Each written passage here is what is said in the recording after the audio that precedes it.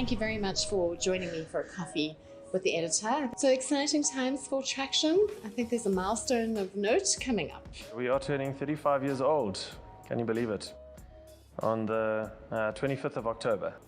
So I think one of the things when you look at 35 years of Traction's history is, and you look at our employee numbers, some of our current staff's employee numbers are 2, 3, and 4. We've got people that have worked with us throughout this 35-year history. There are some sites where we've been on the same site now, providing services to the same customer for up to 24 years.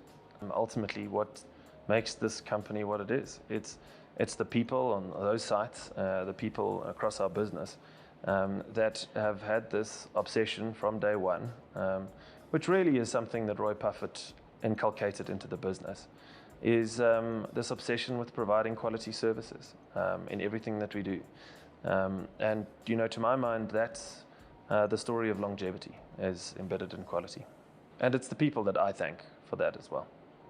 To think about a company that started with a toolbox and a bakkie 35 years ago and now has worked into this company that we think is sort of ingrained in the fabric of our regional railways. Well, it definitely is, because if I am not mistaken, you're in 7 countries now in Africa, and I hear rumors of an 8th. We are in 7 countries in Africa at the moment. Last year we went into Namibia and Senegal. The year before that we went into Zimbabwe, back into Zimbabwe. And now this year we are going to be going shortly into a new country, which we will announce shortly. Can't tell you exactly about that yet, but yes, we will be going to an 8th country soon. It's been a good year. The fleet is 100% deployed. I wish we had more capacity.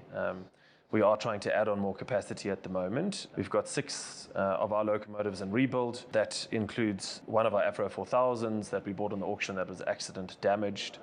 It includes 2 GT26s, 3 GE U20Cs. So those are all now in active rebuild, and we'll have those in service in the next 6 months. And then we are also looking to acquire additional locomotives to grow the fleet as well. And we're looking at some wagons as well to expand the wagon fleet. We're busy looking to try and expand the fleet at the moment to take up and expand our existing operations.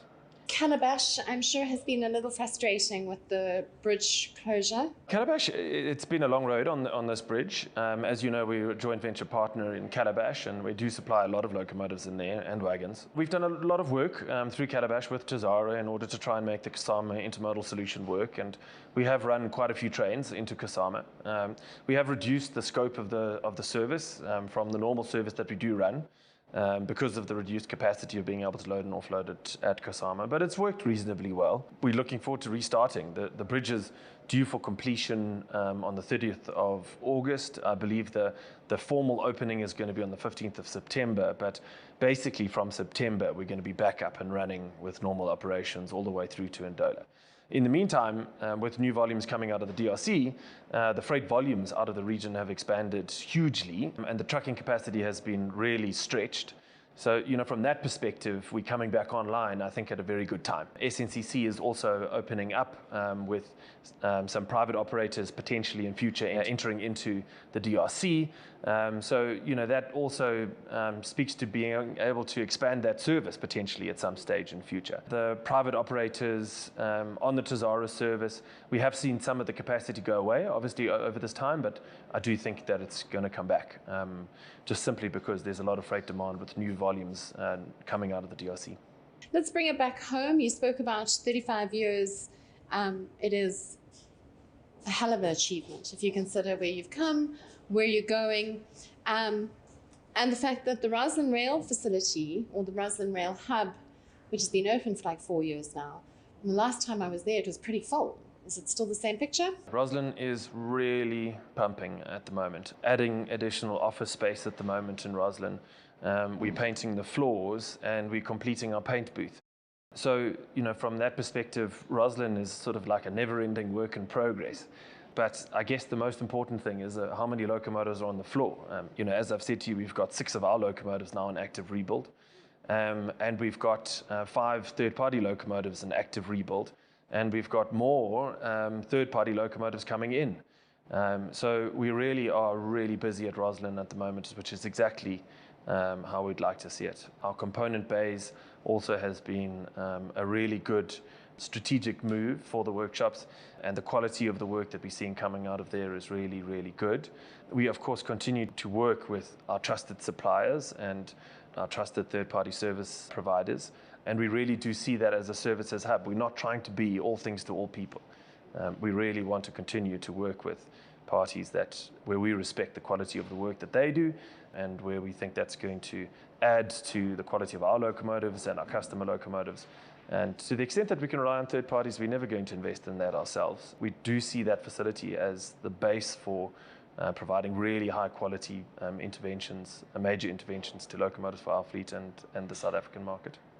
So the last time I was there, on your floor you had a couple of electric locomotives for a mining customer. That project finished now?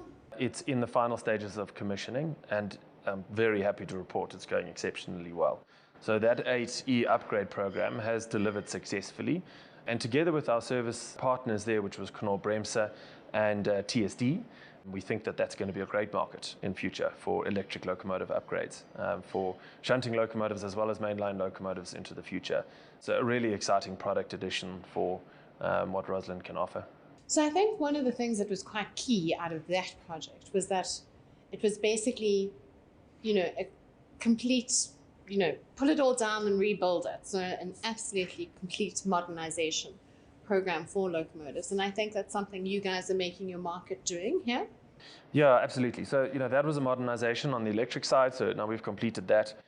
We're also starting to look at modernizations of the diesel fleet. We really do pride ourselves in being able to rebuild 40, even 50-year-old locomotives and getting amazing availabilities out of those locomotives in some very tough working environments. There does come a point where you need to start looking at upgrades, particularly as you start looking into the rail reform agenda that's coming in place across Africa.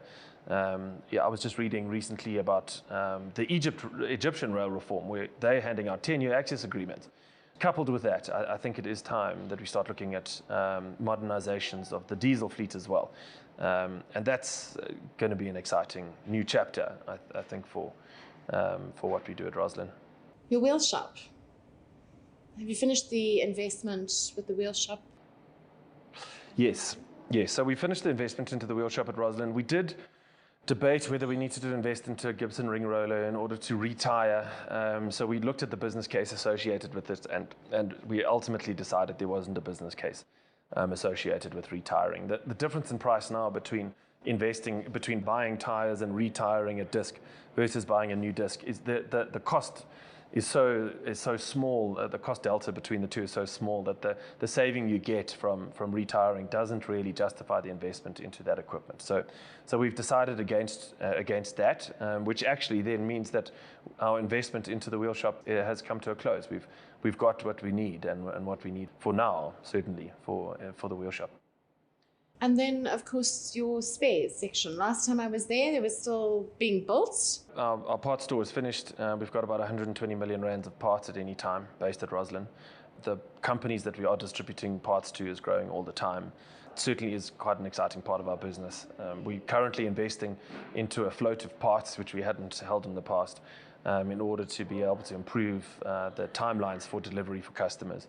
And we'll look to continue to invest into that, especially obviously into high-moving parts. And the more you sell parts, the more you learn, the more you get to understand what are high-moving parts. We've also increased our supplier base all the time, and we will never move away from only supplying quality parts. You will never see one part come out of Traction that's not a high-quality part.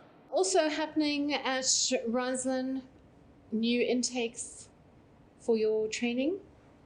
Yes. So the Rail School, we've taken on this year's intake. We've taken on another 4 trainee artisans coming into they come in as semi-school artisans, and as you know, they go through the 3-year training course, and at the end of the 3 years, they leave with a Red Seal certificate. It's a huge cost investment that we put into all of those people. But when you're operating in this skills deficit, as we do in our industry, we feel it's firstly the responsible thing to do, but also it just makes a lot of business sense to make sure that we take control of the skills problem that we have in our market. The Rail School, of course, doesn't only do that. We also have trained more than 700 drivers through the Rail School. And then we do other training interventions across all of our staff on an ongoing basis to ensure that we continue to improve the quality of services that we provide.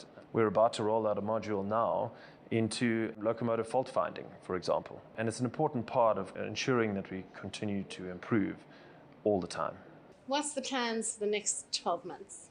At Traction, we have this vision to change the way that freight moves in Africa. You know, we really believe in it, we're dedicated to it, and we think it's going to make that changing our railways and changing the way that freight moves improves the competitiveness of the regional economies. It's the upstream investment that is so exciting about what we do. So while we are a service provider to the economy, we're not the economy in itself, which I think it's important for railways to remember. But we are a service provider to the regional economies. As we improve the competitiveness of those economies, it creates this upstream investment. And it's this classic example of, you know, whereas in the railways, we could create 100 jobs to provide a rail service that can enable a mine that creates 5,000 or 10,000 jobs. We could invest in R1 billion of trains that can result in 20 billion rands for an industrial complex in terms of an investment. So, you know, that's the really exciting thing about changing the way the freight moves in Africa. And you know, at the end of the day, that's what Traction's dedicated to.